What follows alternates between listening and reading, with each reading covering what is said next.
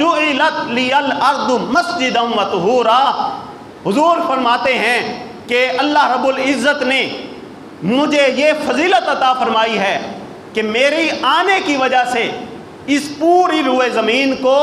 مسجد بھی بنا دیا ہے اور پاک ہونے کی عزت بھی عطا فرما دی ہے۔ کیا مطلب؟ جب حضور علیہ الصلوۃ والسلام حضرت سیدہ طیبہ طاہرہ حضرت بی بی آمنہ سلام اللہ تعالی علیہا کے شکم اطہر میں جلوہ گر ہوئے اور وہاں سے جلوہ گر ہو کے آپ کی گود میں تشریف لائے، اور گود میں تشریف لانے کے بعد حضور نے جو پہلا قدم اس دھرتی پر رکھا، اس قدم مصطفیٰ کی برکت یہ ہوئی، حضور فرماتے ہیں اس قدم مصطفیٰ کی برکت سے رب کائنات نے اس پوری روئے زمین کو مسجد بھی بنا دیا ہے اور پاک ہونے کی عزت بھی عطا فرما دی ہے۔ اور یہی وجہ ہے کہ حضور علیہ الصلوۃ والسلام کے آنے سے پہلے جتنے بھی انبیاء آئے وہ ان کے لیے عبادت کا ایک خاص مقام ہوتا تھا،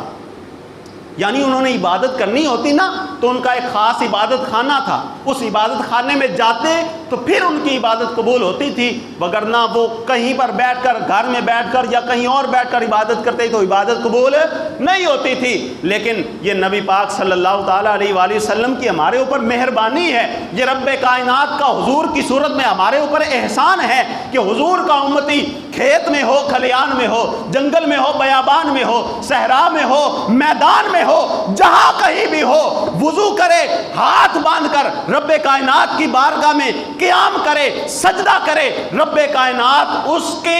جگہ کو نہیں دیکھتا کہ کھیت میں کھڑا ہے، کھلیان میں کھڑا ہے، مسجد میں کھڑا ہے یا اپنے گھر میں کھڑا ہے، رب کائنات حضور کی برکت سے اس کو عبادت کا ثواب عطا فرما دیتا ہے۔